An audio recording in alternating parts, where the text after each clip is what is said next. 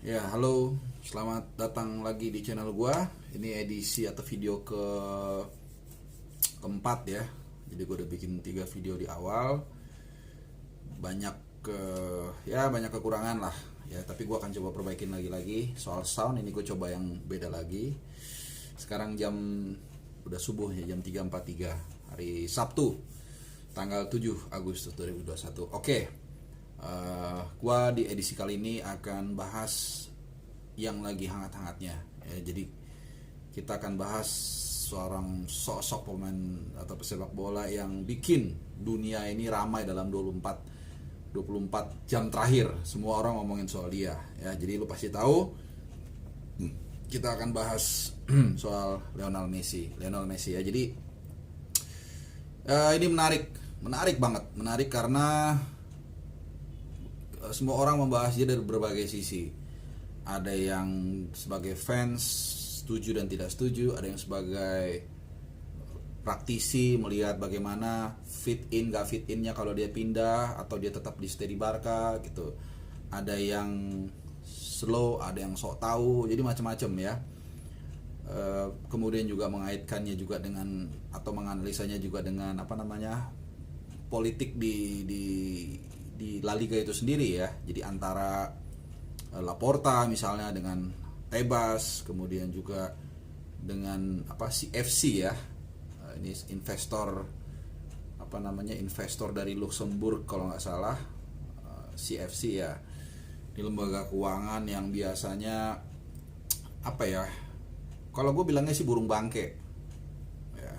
Karena ya walaupun memang faktanya seperti itu ya, memang dalam kondisi apalagi seperti ini ya, COVID, pandemik ya, semua orang daya belinya turun, valuasi aset itu turun semua, termasuk juga La Liga ya, Jadi ini mesti dipahamin dulu ya.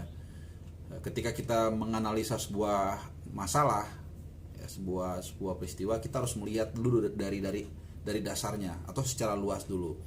Nah, jadi memang faktanya dalam kondisi pandemik ini semua orang susah ya, semua nilai barang hampir seluruhnya turun ya.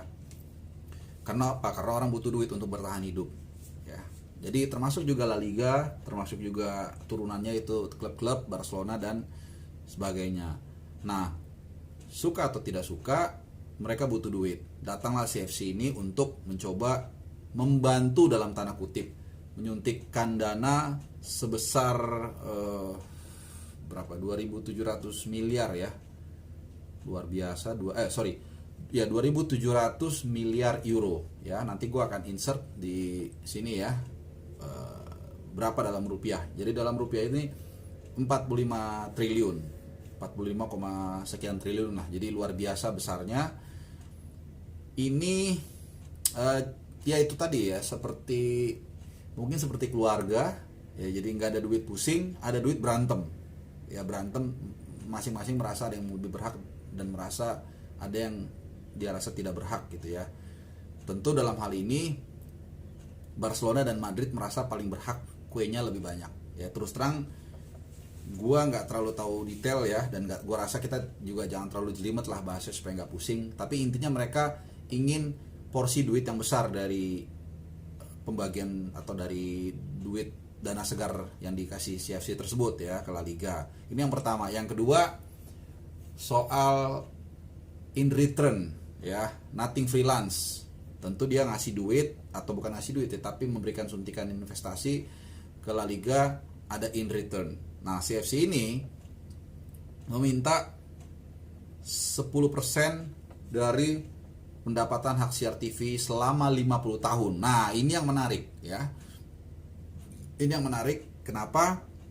Karena Laporta dalam pressconnya yang digelar hari Jumat jam 4 sore waktu Indonesia Barat, dia intinya ingin mengatakan ya, Laporta ini sekarang umurnya berapa? Mungkin 60-an ya. Jadi 50 tahun lagi kan, bukannya ya, gua rasa dia udah enggak udah nggak hidup lagi lah gitu ya. Jadi intinya dia tidak mau mewariskan kondisi Barcelona dalam sebuah kebijakan yang mencekik mereka. Nah, kita kembali dulu ke logika awal ya. Ketika CFC ini datang, ini yang harus selalu diingat. when someone offers you hand, atau ketika seorang atau siapapun itu datang memberikan bantuan, well, kalau itu bukan temen lu harus mikir dulu, kenapa nih orang mau bantu gua, atau kenapa dia mau datang ke sini dan mau kerja sama. Pasti ada yang mau diambil sama dia, which is normal, wajar. Kalau dia nggak ada yang mau diambil, nggak ada yang untung, nggak mungkin dia datang. Artinya memang ada value-nya La Liga. Nah sekarang kan masalahnya, apakah pembagian ini adil atau win-win solution atau tidak. Nah Barcelona dan Madrid merasa ini tidak adil buat mereka. Dan ini menarik karena mungkin untuk pertama kalinya dalam sekian waktu dua klub yang rivalitas atau musuh bebuyutan ini bersatu karena ada kepentingan, ada musuh bersama. Ya sebenarnya bukan dibilang musuh sih, tapi two sides of a coin. Jadi di satu sisi dia membantu, tapi di satu sisi juga mempunyai peluang untuk mencekek klub-klub La Liga, khususnya dua raksasa ini dalam waktu yang sangat lama. Dan menariknya adalah tadi gue baca sempat di El Mundo Sportivo ya, bahwa CFC tidak akan masuk atau dia tidak mengenyampingkan peluang untuk menarik dari kemungkinan menyuntikkan dana kalau Barcelona dan Madrid tidak ada di sana.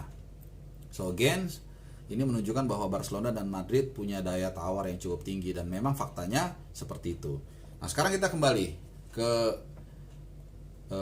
kita akan mengulik sedikit ya. Gue nggak mau terlalu ribet supaya lu juga nggak pusing ya, nggak perlu, kita udah pusing sekarang pandemik, jadi nggak usah yang terlalu ribet-ribet lagi. Gini, kita akan lihat berapa cuan atau peluang yang bisa, atau potensi cuan yang bisa diambil atau didapatkan oleh CFC karena mereka meminta 10% dari pemasukan hak siar TV setiap tahun dalam 50 tahun terakhir. Oke?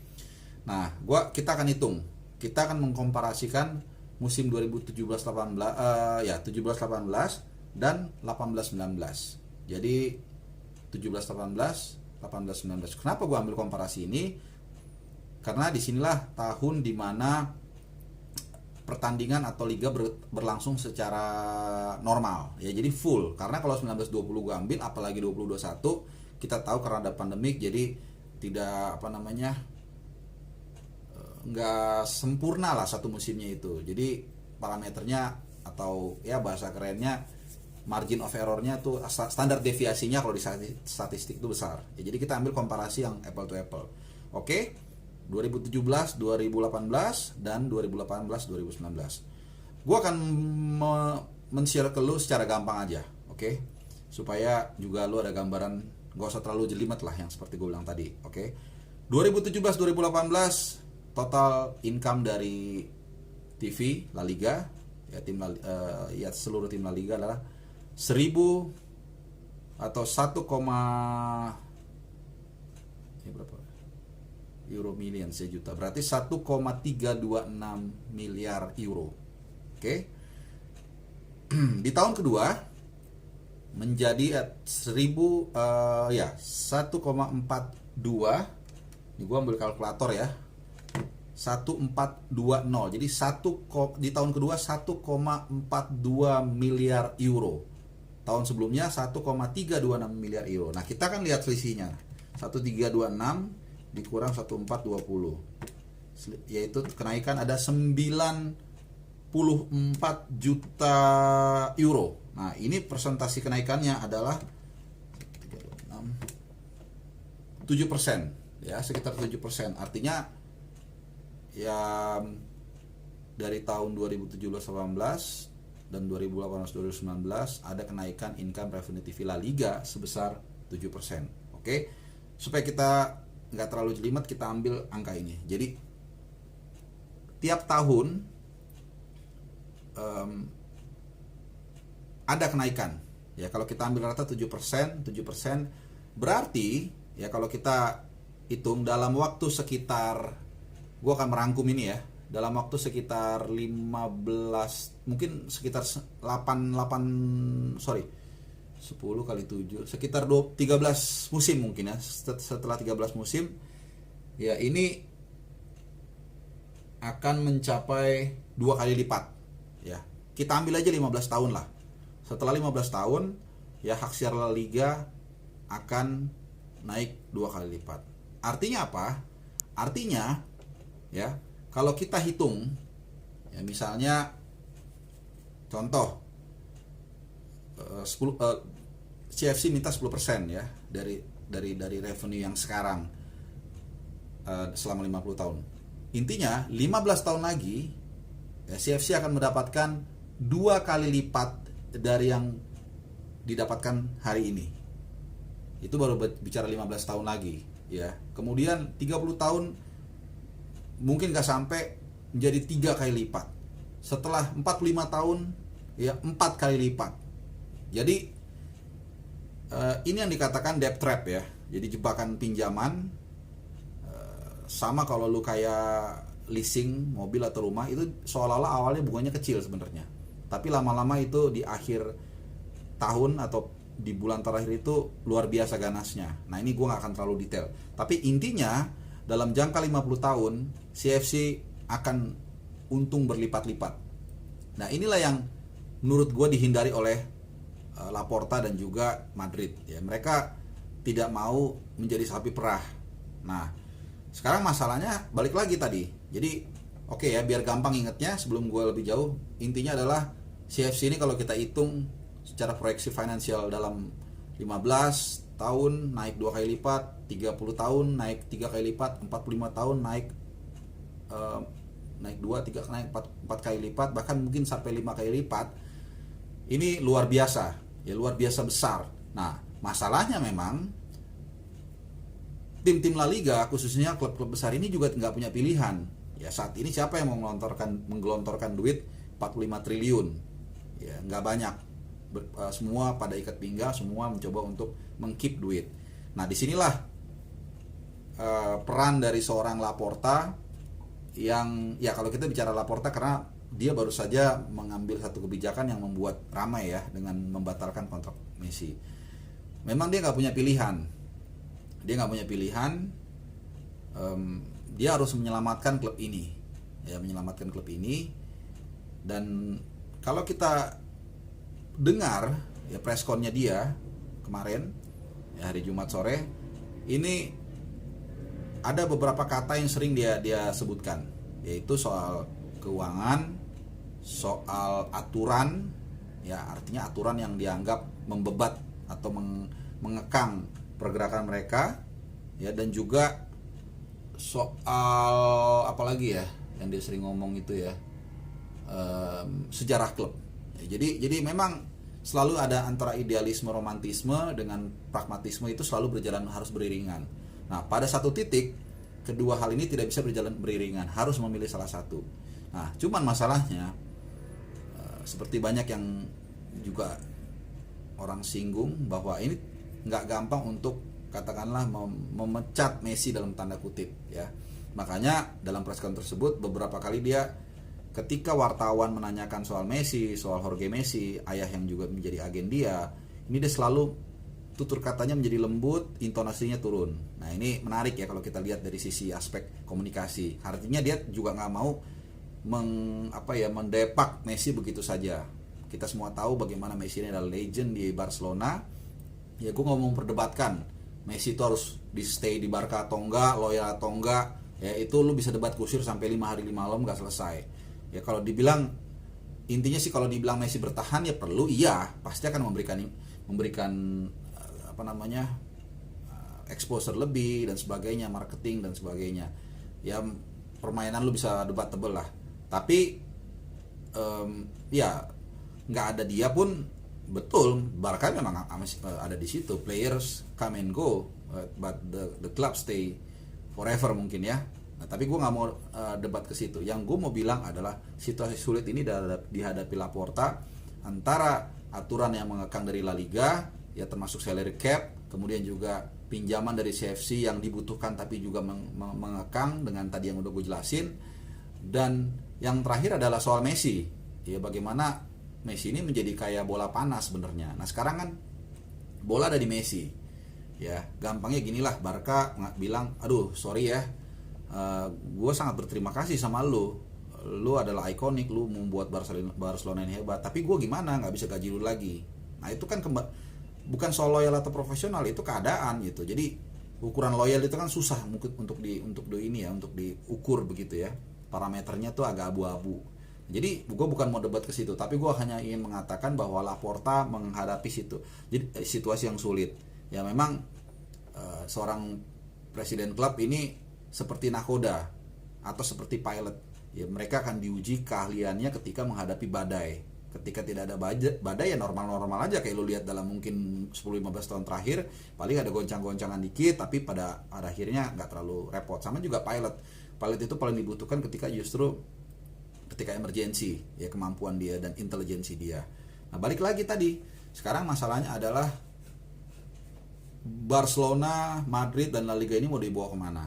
Apakah mereka akan menerima pinjaman suntikan dana dari CFC yang tentu membuat ringan beban mereka for the time being? Iya, ya karena ini seperti lu painkillers gitu.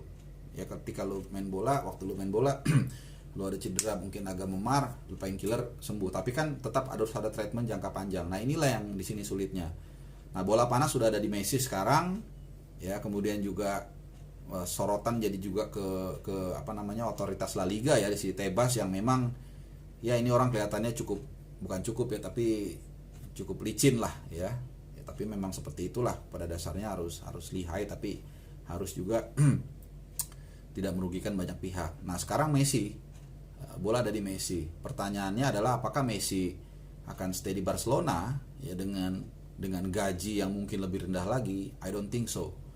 Ya buat gua adalah ya udah, kalau memang harus berpisah, menurut gua ya Messi he can go to PSG or Man City, nggak ada masalah kan. Pemain, as everybody says, players come and go ya. Tapi ya kalau ditanya loyalitas, gue sih ya oke, gue akan nyinggung sekarang loyalitas. Kalau ditanya loyalitas itu tadi ukurannya agak susah ya. 2018 gue datang ke Camp Nou waktu itu. Ini gue mau cerita sedikit ya. Pertandingan terakhirnya Iniesta, dan waktu itu gue masih ingat ya, pertandingan terakhir itu lawan Real Sociedad. Messi, karena memang mereka udah juara kalau nggak salah, pokoknya udah nggak penting lah. Messi itu masih sekitar mungkin 60-70. Itu the magical of his touch ya, his presence luar biasa. Satu stadion Camp Nou itu berdiri langsung core ya, nyanyi apa gue nggak tahu, terus tepuk tangan segala macem untuk memberikan ya appreciate lah kepada dia, memberikan support. Ini luar biasa. Jadi kalau dikatakan Messi itu, yang bilang Messi itu nggak penting dan nggak perlu dia, ya silahkan ya, tapi menurut gue tuh unlogic ya gitu. Nah memang tantangannya adalah soal gaji. Nah kalau dikatakan Messi nggak loyal, ya susah sih ya, karena selama ini kan orang membicarakan Barcelona selama mungkin 15 tahun terakhir kan gara-gara dia, salah satunya yang paling ikonik ya. Jadi ya udahlah, kalau soal loyal atau nggak loyal lu bisa simpulkan sendiri. Tapi intinya adalah bahwa ini adalah situasi yang tidak mudah. Ada di persimpangan jalan. Laporta sudah memajukan satu. Kalau kita main catur ini, Laporta udah apa ya? Mungkin udah mulai mengancam raja lawan gitu. Jadi sudah mulai tajam permainan. Nah kita akan tunggu, menarik. Kalau gue sih melihatnya apapun keputusan yang diambil Messi ini akan jadi seru ya. Tapi kalau gue secara pribadi ya gue berharap Messi akan hengkang, whether he goes to PSG or to Man City ya. Karena buat gue secara pribadi akan menarik ya melihat bagaimana Messi bermain di luar Barcelona dengan seragam either PSG dengan teman-teman yang banyak di sana ya, ada Di Maria, Verratti dan Neymar, atau di Man City ya kita semua tahu dia akan reunian dengan Pep Guardiola dan ya, tim yang memang gue bilang ya cukup support lah untuk membuat atau membawa gelar bagi Lionel Messi ya. Jadi review gue soal Lionel Messi itu dulu ya, gak usah terlalu ribet lah ya. Silakan yang lu mau kasih komen atau lu mungkin kurang setuju juga gak apa-apa, tinggalin komen di bawah ya. So itu aja dari gua di video keempat kali ini.